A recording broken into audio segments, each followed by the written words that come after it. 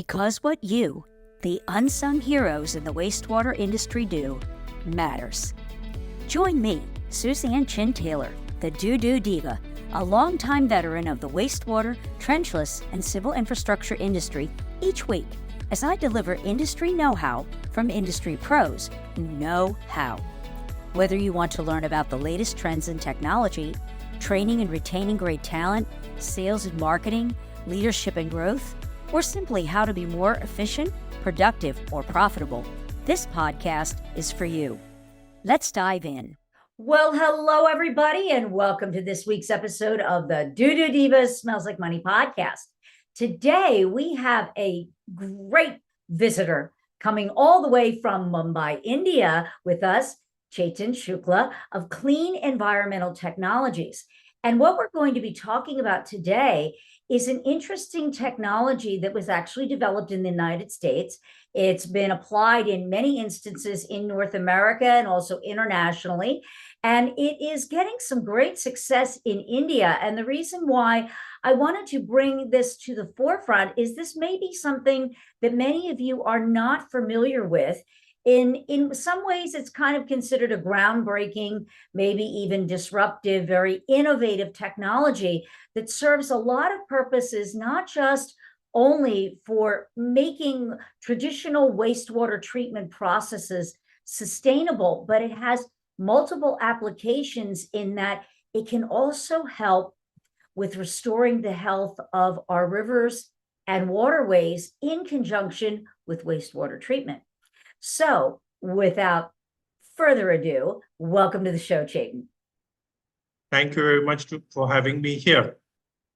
Oh, and we met through LinkedIn, and as many of you know, this is where I make all of my great connections, and I'm able to bring some amazing and interesting guests to the show. And so, Chetan, I would like you to tell the audience a little bit about the history of this technology and how it kind of evolved and how you became involved and wanted to bring it to India and make it part of your, wheelhouse of solutions for your country. So I had been for a long time in the business of water disinfection. We were bringing in a lot of lab-grown microbes from US companies, and we were working with hotels in India to do small wastewater projects. And around 2007, 2008, I came in contact with this a senior industrial microbiologist called Dr. Ari Mion, who also happens to now be a very dear friend, but he's my teacher, he's my guru.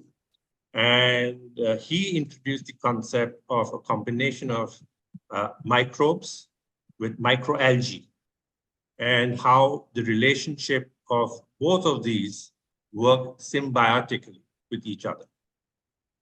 So it's beyond, it's kind of taking what we already do with natural bioaugmentation, but adding. That's right. Okay. So explain to me a little bit about the technology.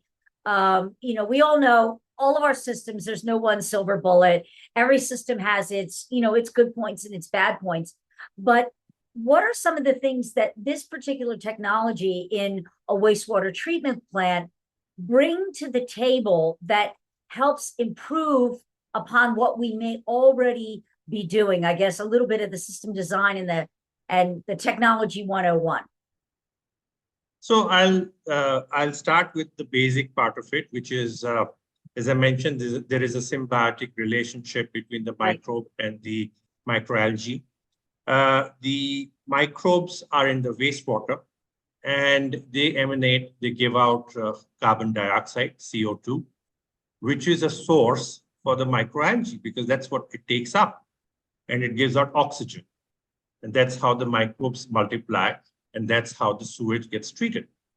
Now, the very interesting part of it is that this is a carbon negative technology, which means it uses less carbon dioxide, or it uses less carbon than what it puts out, which means it takes more carbon dioxide from the atmosphere and from the microbes and gives oxygen to the wastewater to break it down, which means you don't need aeration systems, which are mechanical, electrical systems, which run on uh, non-renewable energy, thermal power or any other form of energy.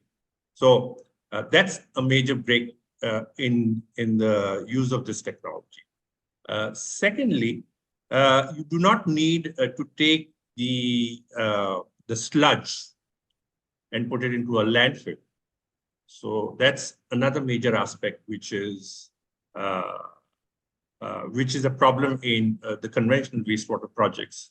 And what you get out of this system is microalgae biomass, which can be harvested, and it can be converted into various things like renewable energy, electricity, hot water, cooking gas.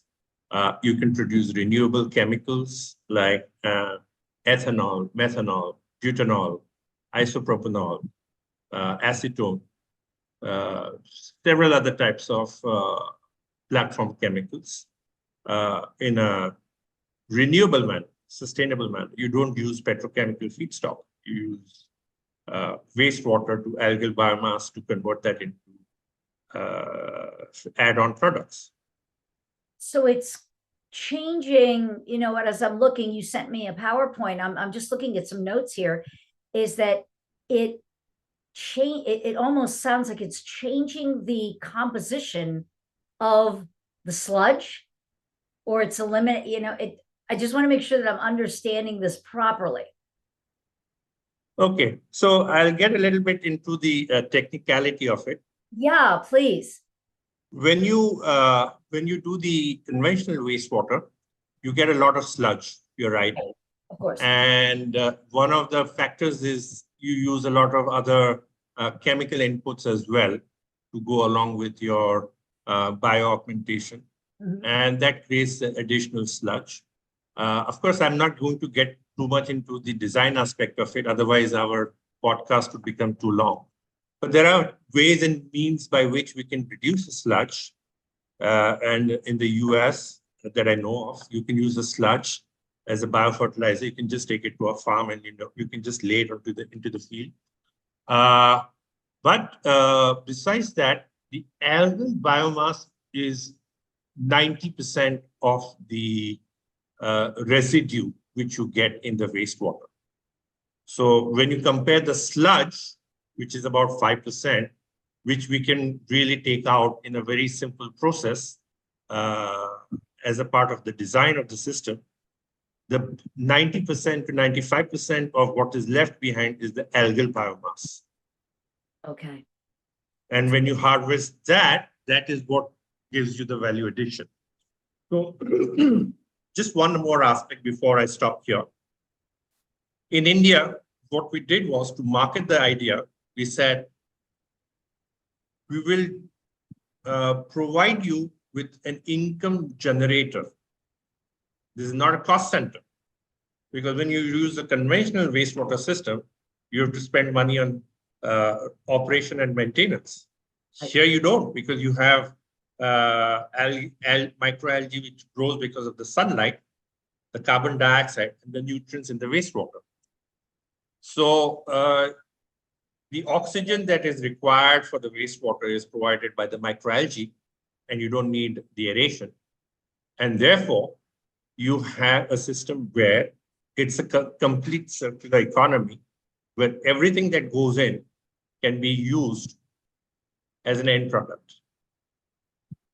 And everything is a revenue generator. There is no cost involved. There is no cost in running a mechanical aerator. There is no electricity cost. There is no cost to having, well, you could have an operator, but the type of operator that you require, like a class 1, is not what you need here. You can do away with a person who's just out of high school or not finished high school, and he can be trained up in a matter of a couple of months and run it. So when you look at the overall aspect of the cost and the revenue generation far outstrips, because you have multiple revenue streams. You can sell the wastewater because it's tertiary quality. You produce renewable energy.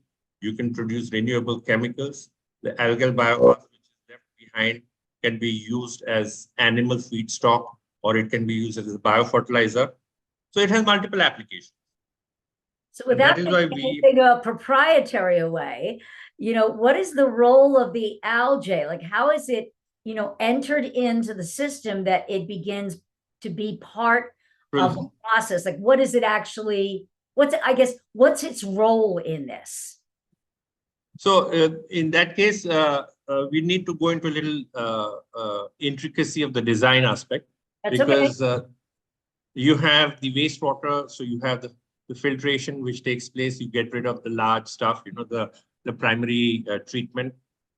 Then you go to an anaerobic digester. So the wastewater goes through the anaerobic digester, and we have a special design on the anaerobic digester. At the bottom of the anaerobic digester, we design it like a V, right?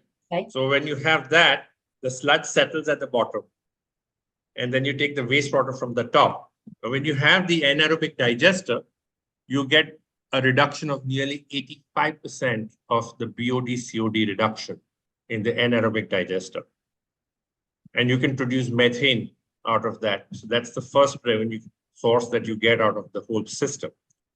Their wastewater then goes from the anaerobic digester to what we call as HRAPs, or they're called high-rate algal ponds.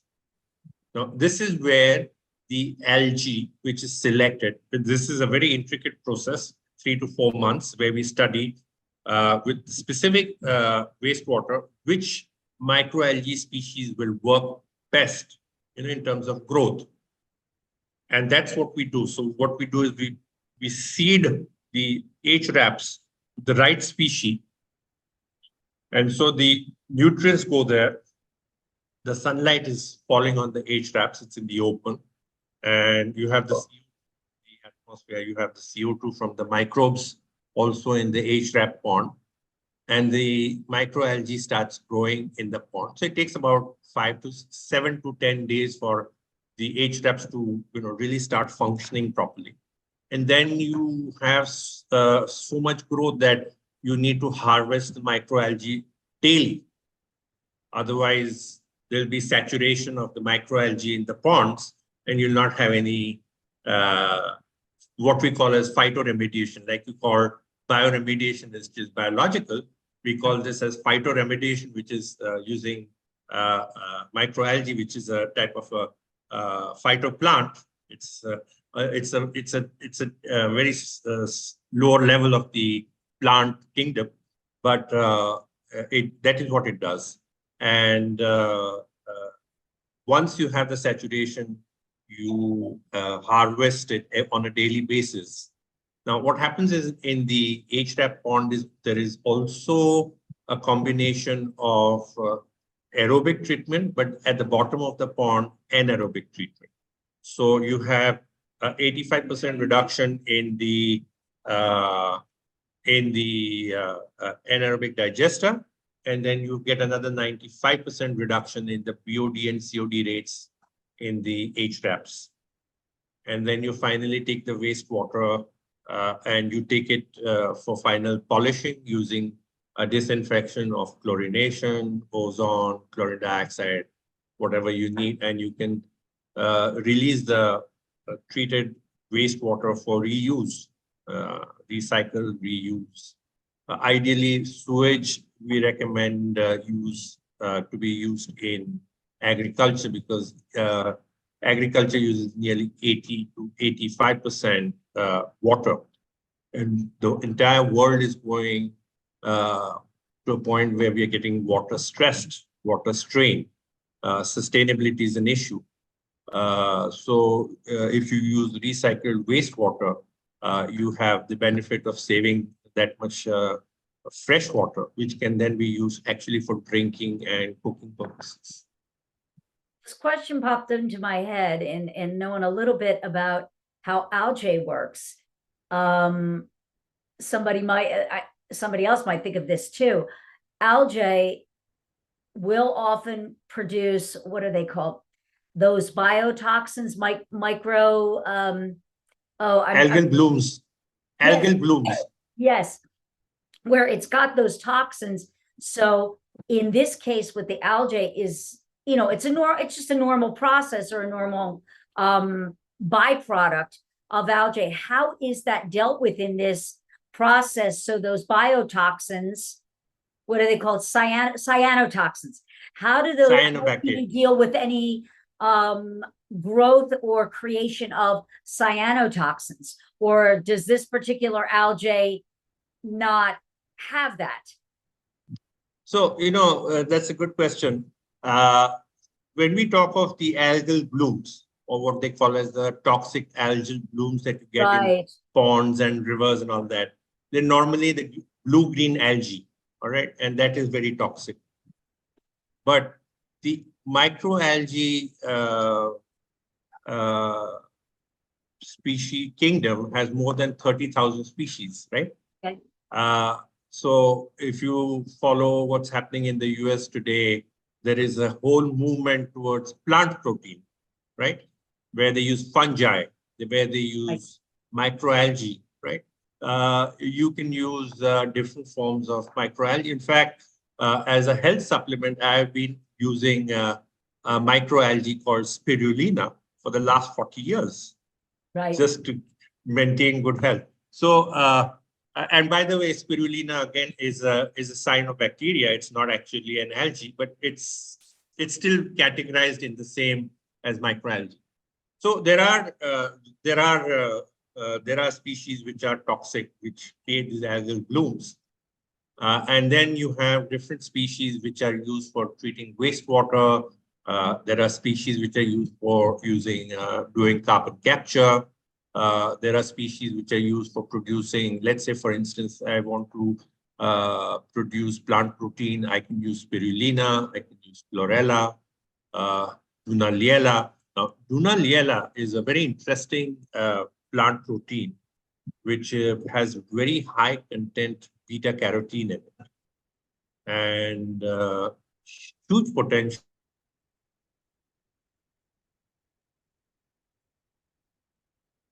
in the US. There are other ones which are astaxanthin, which is a very high, it works against various types of issues in the body with, forget the word right now. When I get it, I'll come back to it. But, it's a very vast array. And so when you do the selection of the species for your wastewater, it has to be custom built. Like you take the wastewater, you study it for 3 months, 4 months in a lab condition, and you see which ones work best. You look at different species, what are the growth rates, and that's how you come at it. But yes, you're right. I mean, the people who are in the business, they know which are the ones which create the toxic algal blooms and the ones which are the good ones. So they're the good ones and they're the bad ones. Okay, so we're using the good ones. And what I love is that you're studying the actual stream that's coming in. So it's not a one size fits all approach. It's because every waste stream and every wastewater treatment plant is getting something different because of its community and what's coming into it. So I really like that. So in just wrapping up on this, tell us a little bit about how this, you were saying it's basically the same principle for the treatment, but how is this used for, we have the two acronyms, there was the MARC and the MAST, right? Did I get that right? Right, that's right. When it's being used for, river cleanup, the principle is the same, but how does that differ? Or what are the major differences in that for this application? And how does it actually benefit the river? So, I don't know. I can't be very specific as regards to the conditions in the United States because I haven't been there for a long time. And I don't do a lot of study on the US for the simple reason there are a lot of companies that can do that type of work in the US. But having I can tell you a lot about what is being done in India. Sure. And if you look at the religious river Ganges, right? Right. There's a lot of wastewater which is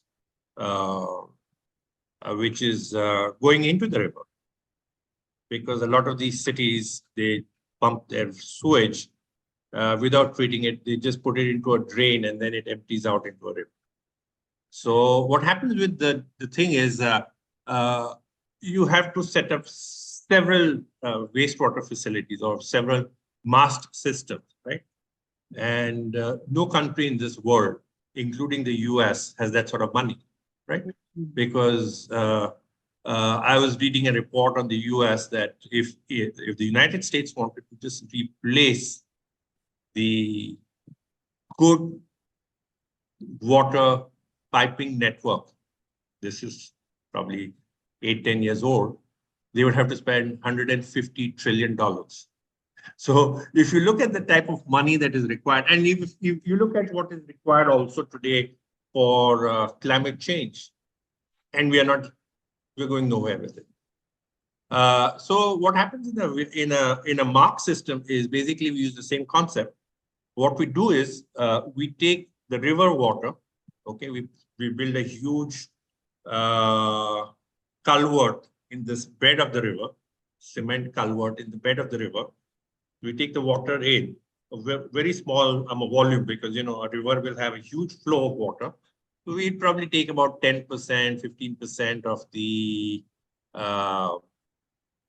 water, direct it to a mast system on the river bank, which goes through an anaerobic digester and then goes into large HRAP ponds. All right, they get treated there. You can't hold the water for a very long time because you are getting large volumes of water coming in. So you have to keep it for a couple of hours. So whatever BOD, COD reduction you get in the what we call as the hydraulic retention time brings down the BOD, COD by a certain percentage. It gets disinfected and then the water is released downstream. So you do this at intervals of, a few hundred kilometers, 50 kilometers. Over time, river has the possibility to rejuvenate. So when you do this, as you go downstream, the river starts getting cleaner and cleaner. But upstream, the river is bad. So you have this problem. Okay. Well, this is fascinating. I love bringing new technology onto the show. And so for those of you listening, we're going to be following up with Chetan about a topic that I think many of you, especially technology providers, may be interested in tuning into. And that's the issues that arise when we have groundbreaking technologies that do work and getting adoption for those and ways that we can bring needed, new, innovative, disruptive, groundbreaking technology to the market quicker, but just maybe going about it a different way. So that's a little spoiler alert there. And so Chetan, thank you for coming on the show and sharing with us this amazing, new technology, because we are all looking for ways to be more sustainable, bring costs down, treat our planet better, because this is not we can't kick this problem down the road further and further. I mean, we really need to be doing something now. And it's wonderful to see that these technologies are in existence and that they are being used globally, but we need to incorporate them in more places to really make a difference. And so for those who would like to learn more about this technology, look Chetan up on LinkedIn. And what is the website, Chetan, where they can find more information? At the moment, the website is down, but it should be up within a month's time because we are bringing about several changes. We're doing a lot of work on the carbon capture part of it because that's an area where there's a lot of pressure on India to reduce its carbon emissions. We are one of the top 4 economies in the world which are highly polluting. So that's under a slight revamp, and it should be up within a month's time. In the meantime, whoever is interested can look me up on LinkedIn, I think there is a company page as well on LinkedIn. And if there is any specific information they want, they can always send me a message on LinkedIn and I can share the data with them. All right. And we'll have that information also in the show notes below, listeners. And so thank you again for coming on. And we're going to continue our dialogue in a few minutes for the next episode. And thank you, listeners, for tuning in to this week's episode. And until next time, keep it flowing. Be sure to subscribe to the show so you'll never miss an episode. If you're an industry expert and would like to be considered as a guest on the show, click the Be a Podcast guest link below in the show notes for more information. Thanks again for joining me, the DooDoo Diva, on this week's episode of the Smells Like Money podcast.